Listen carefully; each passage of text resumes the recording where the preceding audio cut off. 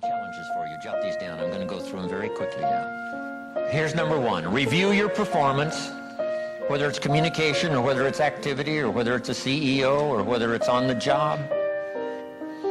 Here's what my father said, a seminar in a sentence. I wish he was here to give it, but since he's not here, in his honor, I will give his seminar in a sentence. Here it is. Always do more than you get paid for to make an investment in your future. Now, some unions would argue with us on this. That's my papa's seminar in a sentence. Always do more than you get paid for to make an investment in your future. My father was so unique. Papa said if it's raining, you can't fix the roof. If it isn't raining, it doesn't need to be fixed.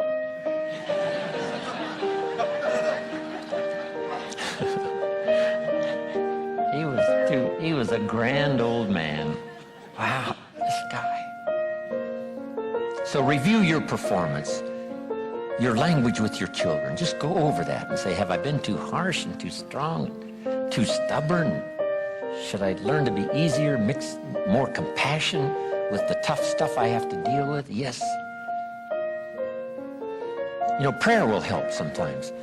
If nothing else, dear God, help me say the right thing, not to ruin it all by poor communication. Here's the next on my list. Face your fears. I don't know what challenges you might have in going over the stuff we've been going over in terms of amending your philosophy or going back and, redoing some stuff that you might have messed up. But face all your fears. That's how you conquer them. Don't dismiss them, just face them. Say, here's what I'm afraid of. I wonder what I could do to change that. Here's the next one. Exercise your willpower to change direction. You don't have to keep doing what you've done the last 6 years if it's not yielding you the benefits you want. In the seminar I do for Jerry, my mentor helped me to review the last 6 years so I wouldn't repeat those errors the next 6. See, if you're a goose, you have no choice to do the next 6 like you did the last 6. But if you're not a goose, here's what you can do. Pick a new destination and start going that way. You say, well, I've done this for the last 2 years. I'll probably have to do it another 2. And the answer is no, not in a million years. Now, you can change one little degree at a time, or if you want to, you can revolutionize the whole thing. Who says you couldn't revolutionize the whole thing in a week's time and start a brand new direction that will most assuredly help you arrive in a brand new place a year from now, 3 years from now? No telling 5 years from now where you could arrive. Use your willpower to start the process. Just willpower to change a little or change a lot. Anybody can change. You don't have to repeat last year. Clean up the errors. Invest it now in the next year. Watch it make the difference. Here's the next one that's important. Parents have to do it. We ask our kids to do it, but we've got to do it. Admit your mistakes. Sometimes you have to admit them to others. Here's some of the best words in the English language. I'm sorry. The reason why those are good words is because it could start a whole new relationship. It could start 2 people going in a whole new direction. I'm sorry. Simple, easy, not easy, but if you get this done, the turnaround can be dramatic. The early years can be big in payoff. And here's the big one. Admit your mistakes to yourself.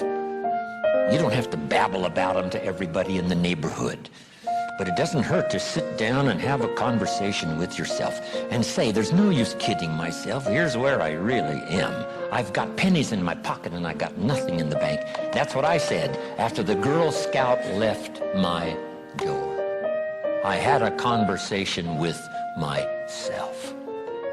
And I said, I don't want this to happen anymore. Next, refine your goals. I don't know what ambitions you've had up until now, but this weekend would be a good time to start the process. We're going to talk about our goals workshop before our session is over this weekend. Maybe that will help stimulate you to set some higher goals Reach for some higher purpose. Go for something beyond what you thought you could do. By the time this weekend's over, you might double, triple, quadruple the amount of goals, purpose, all the things you think you can accomplish. You could multiply that by 10 by the time we finish here on Sunday. Here's the next one, believe in yourself. Yes, you got to believe in God, and you got to believe in the community, and you've got to believe in the possibilities. You've got to believe in the economy. You've got to believe that tomorrow can be better than today. But here's the big one, believe in yourself. There isn't a skill you can't learn. There isn't a discipline you can't try. There isn't a class you couldn't take. There isn't a book you couldn't read. If it's written in some other language, you just get it translated and read it. Here's the next one. Ask for wisdom. This is communication of the highest source. Ask for wisdom. Ask for wisdom that creates answers. Ask for the wisdom that creates faith to believe things are possible.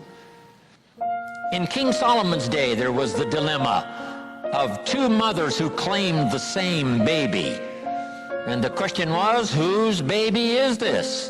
This mother says, it's mine. The other mother says, no, it's mine. Solomon said, bring me the baby. They brought him the baby, and he raised the sword. He said, I'm going to cut this baby in half and give one half to this mother and one half to this mother. And as he raised his sword, sobbingly, the real mother said, no, no, no, don't cut the baby in half. Give it to her, who was not the real mother.